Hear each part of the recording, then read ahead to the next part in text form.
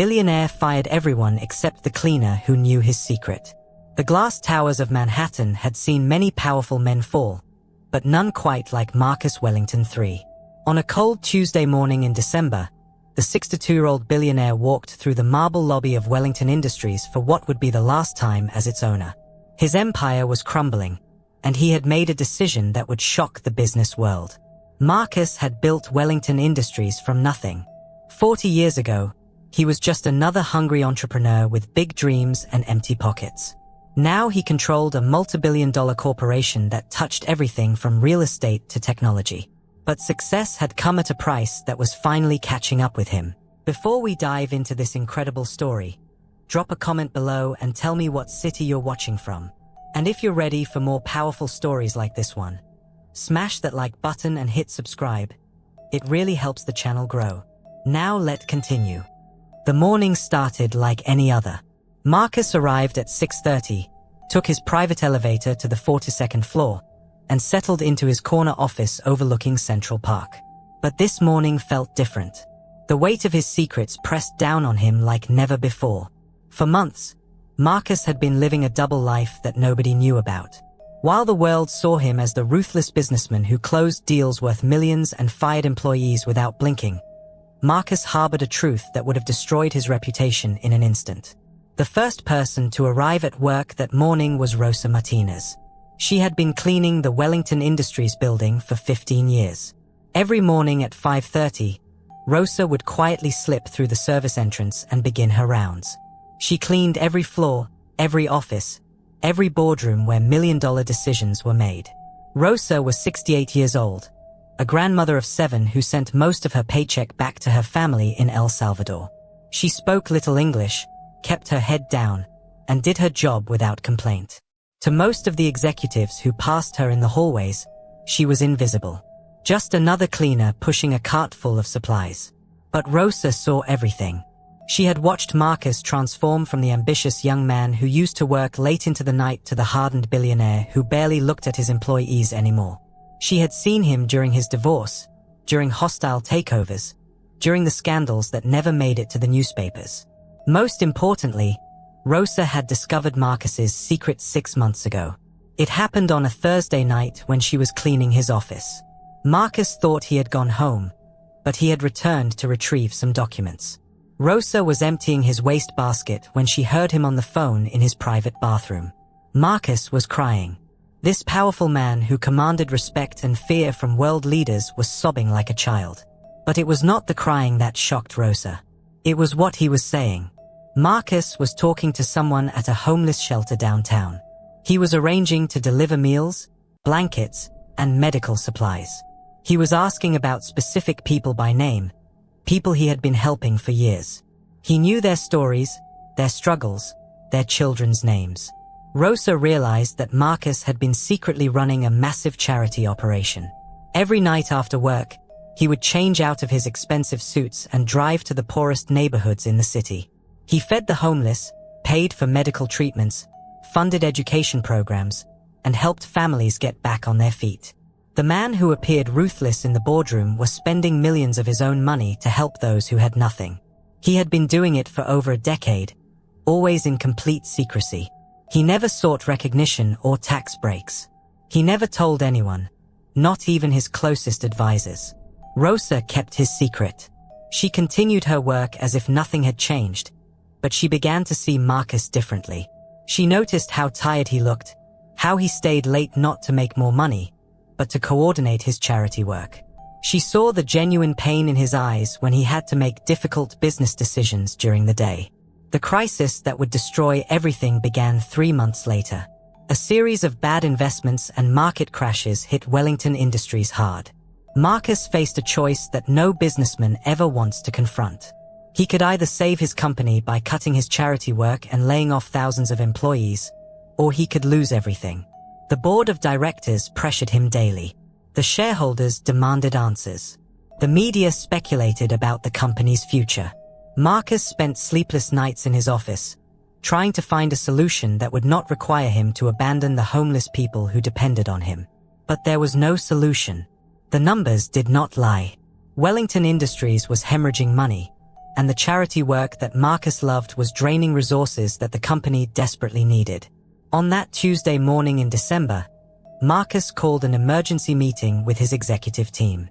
Rosa was cleaning the conference room when she overheard him make an announcement that sent shockwaves through the company. Marcus was selling Wellington Industries to a competitor. The sale would save most jobs, but it meant giving up control of the company he had built with his own hands. The new owners would certainly discover his charity work and put an end to it immediately. But Marcus had made another decision that was even more surprising. He was firing everyone in executive and management positions. Directors, vice presidents, department heads, senior analysts, marketing executives, legal advisors, everyone who had helped him build his empire was being let go. The only employees he was keeping were the janitors, security guards, cafeteria workers, and maintenance staff.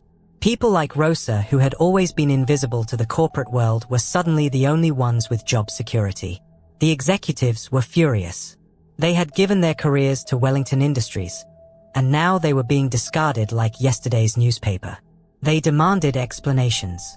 They threatened lawsuits. They could not understand why Marcus would keep the cleaning lady but fire the people who had made him billions. Marcus offered generous severance packages, but he refused to explain his decision. The media called it the most bizarre corporate restructuring in business history. Stock analysts were baffled. Business schools would study this case for decades. Only Rosa understood what Marcus was really doing. By keeping the lowest paid workers, he was sending a message about what truly mattered to him. These were the people who worked multiple jobs to support their families. These were the people who understood what it meant to struggle.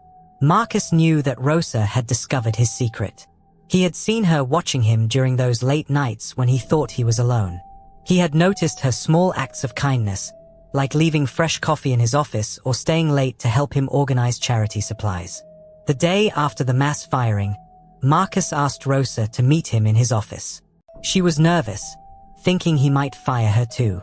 Instead, Marcus offered her something that changed her life forever. He asked Rosa to become the director of the Wellington Foundation, a new charity organization he was creating with the money from selling his company. She would oversee programs that helped homeless families, funded education initiatives, and provided medical care to those who could not afford it. Rosa was overwhelmed. She had spent 15 years cleaning offices, and now she was being offered the chance to run a foundation worth hundreds of millions of dollars. Marcus explained that he chose her because she understood what it meant to work hard for every dollar, and because she had kept his secret when she could have easily exposed him. The transition was not easy for Rosa. She had to learn new skills, work with lawyers and accountants, and make decisions that affected thousands of people. But Marcus mentored her every step of the way. He taught her about budgets, strategic planning, and non-profit management. The Wellington Foundation became one of the most effective charities in the country. Under Rosa's leadership, it helped over 50,000 families get back on their feet. It funded schools in underserved communities, built housing for the homeless, and provided scholarships to students who could not afford college. Marcus took a step back from public life. He sold his penthouse apartment and moved to a modest house in Queens. He volunteered at the foundation, but he let Rosa make all the major decisions. For the first time in decades, he found peace. The business world never understood what happened to Marcus Wellington III. Some said he had a nervous breakdown. Others claimed he was hiding assets from creditors. A few suggested he was planning a comeback that would shock everyone. But the people who benefited from the Wellington Foundation knew the truth. They knew that Marcus had chosen compassion over profit, humanity over success. He had given up everything that society told him mattered to focus on what actually mattered to him. Rosa often thought about that night when she first heard Marcus crying in his bathroom. She realized that his tears were not from weakness, but from the weight of carrying such a heavy secret. He had been living two completely different lives, and the strain of keeping them separate had been eating him alive.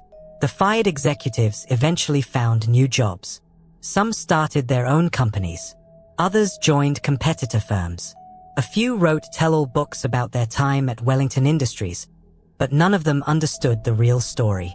Marcus had learned something that many successful people never figure out. Money and power were just tools. What mattered was how you used those tools to help others. He had spent years building an empire that impressed the world, but his greatest achievement was the quiet charity work that nobody knew about. Rosa's life changed in ways she never imagined. Her grandchildren could afford college now. Her family in El Salvador had clean water and medical care thanks to the Foundation's international programs. She traveled around the world, meeting with other charity leaders and sharing what she had learned. But Rosa never forgot her roots. Every morning, she still arrived at the Foundation office early and cleaned her own space. She still sent money to her family. She still treated everyone with the same respect and kindness that had caught Marcus's attention years ago. The story of Marcus Wellington III became a legend in certain circles. Business schools taught it as an example of unconventional leadership. Charity organizations studied the Wellington Foundation's methods.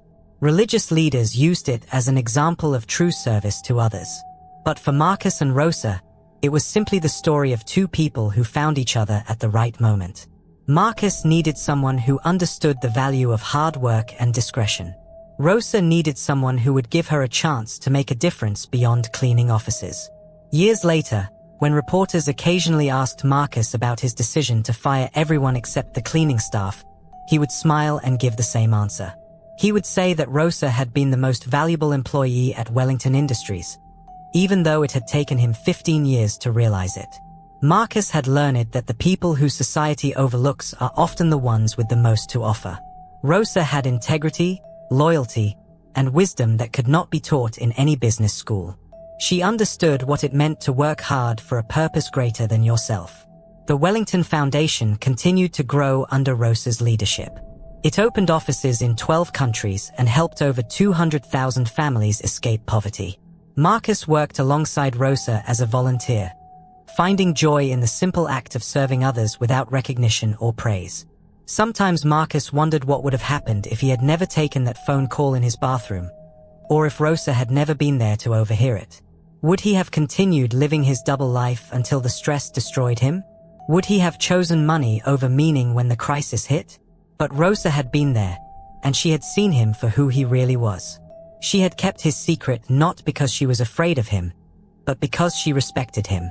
That respect had given Marcus the courage to finally live as his authentic self. The night before Marcus officially stepped down as CEO of Wellington Industries, he found Rosa cleaning his office one last time.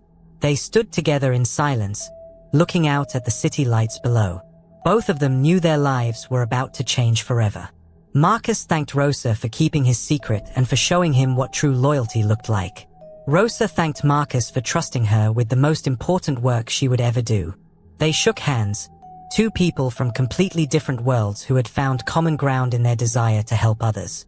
The next morning, Marcus walked out of the Wellington Industries building as just another person in the crowd. But he was happier than he had been in decades. He had traded his empire for something much more valuable: the freedom to be himself. Rosa took over the foundation with the same quiet determination she had brought to her cleaning job. She hired other people who had been overlooked by society: former homeless individuals, immigrants, people with criminal records who deserved second chances. The foundation became known for giving opportunities to those who needed them most. Marcus often thought about the executives he had fired.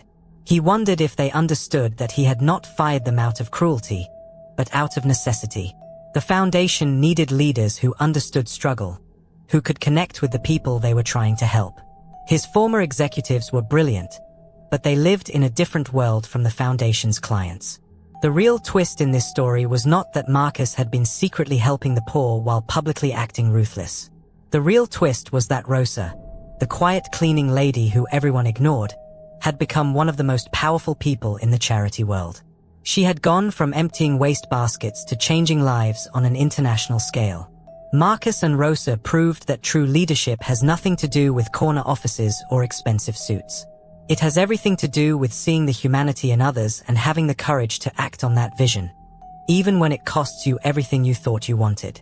If you had been Rosa that night when you overheard Marcus's secret, what would you have done? Would you have kept quiet like she did? Or would you have used the information differently? Would you have had the courage to take on the responsibility of running a foundation? Or would you have been too intimidated by the challenge? These are the questions that make Rosa's story so compelling. She chose loyalty over gossip, growth over comfort, and service over security. Her choices changed not only her own life, but the lives of hundreds of thousands of people around the world. Subscribe to the Beyond Yesterday YouTube channel to discover more incredible stories of ordinary people who made extraordinary choices when it mattered most.